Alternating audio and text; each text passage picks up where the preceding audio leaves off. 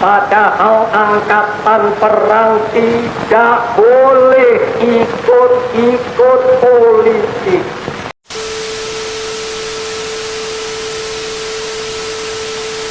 Assalamualaikum warahmatullahi wabarakatuh. Kembali lagi di channel saya. Dalam video kali ini akan membahas tentang Gus Dur sudah menghapus difungsi ABRI, kok sekarang mau dibalikan lagi. Apa yang dilakukan pemerintahan Kiai Abdurrahman Wahid atau biasa disebut Gus Dur di kala itu?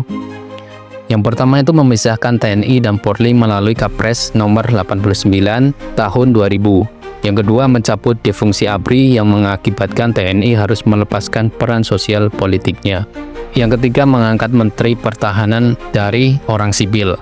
Semenjak tahun 1959, jabatan Menhan selalu diisi orang-orang militer. Yang keempat yaitu memisahkan posisi Menhan dan Panglima TNI. Yang kelima yaitu mengangkat Panglima TNI dari Angkatan Laut yang selama beberapa dekade dijabat oleh Angkatan Darat.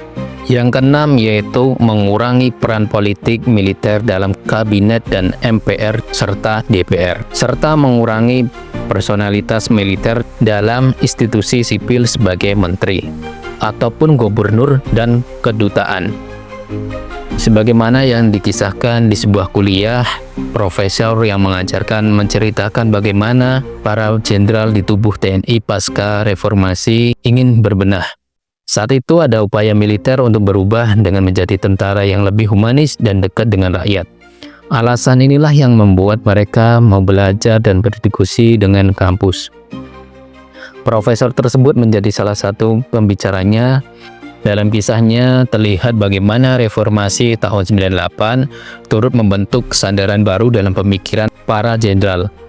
Sebelum reformasi, Angkatan Bersenjata Republik Indonesia atau biasa disebut dengan ABRI, sekarang disebut dengan TNI, memiliki peran difungsi yang memungkinkan mereka bisa menempati posisi-posisi strategis di bidang sosial dan politik, maupun di menteri, gubernur, bupati, dan banyak jabatan sipil lainnya yang diisi oleh tentara aktif. Semangat reformasi ini disambut baik oleh banyak kalangan termasuk TNI yang sepakat dengan meritokrasi. Meritokrasi ini menyadarkan kepemimpinan pada kemampuan atau kapasitas seseorang. Sementara Orde Baru dikenal menerapkan politik ABS alias asal Bapak Senang untuk merekrut orang-orang di lingkaran kekuasaan. Untuk memuluskan berbagai kebijakan, Orde Baru menguasai hampir sepenuhnya ruang parlemen. Militer bahkan memiliki faksinya sendiri, sedangkan sidang untuk melahirkan keputusan penting seringkali dihiasi dengan manutisasi. Hal ini direkam oleh penyanyi Iwan Fals melalui liriknya.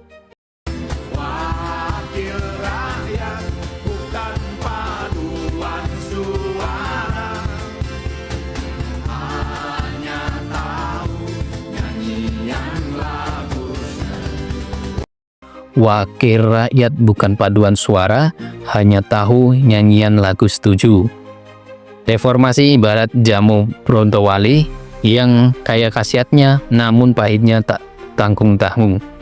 Saat itu semua pihak tampak legowo untuk meneguhkannya demi masa depan Indonesia yang lebih sehat. B.J. Habibie yang mengawalinya dengan membuat kebijakan yang berkomitmen pada tuntutan reformasi, di antaranya mengenai kebebasan pers, kebebasan berpendapat di muka umum, dan pembebasan tahanan politik.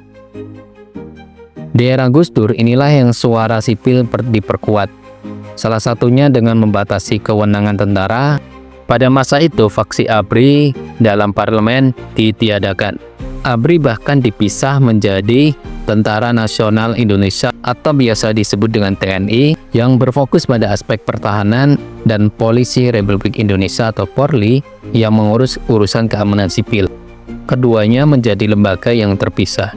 Lebih dari itu, Gus Dur menghapus difungsi ABRI yang berimplikasi pada hilangnya peran sosial dan politik tentara.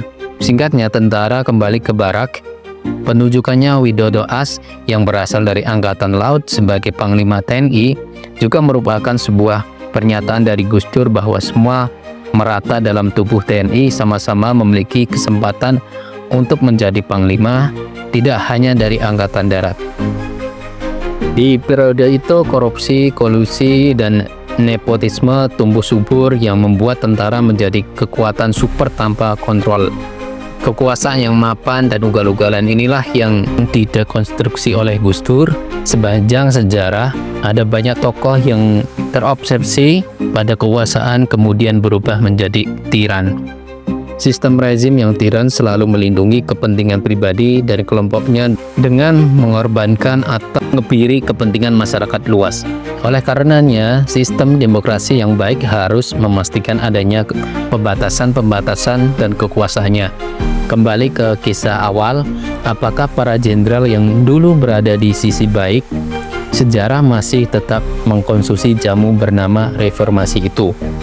Jawaban sederhananya bisa dilihat dari bagaimana posisi TNI dalam berbagai peristiwa sosial dan politik yang aktual.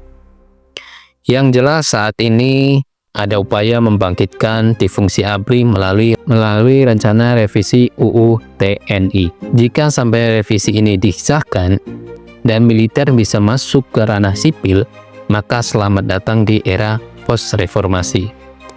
Reformasi dikorupsi bukan lagi sebuah peringatan, namun sudah hadir tepat di depan kita semua.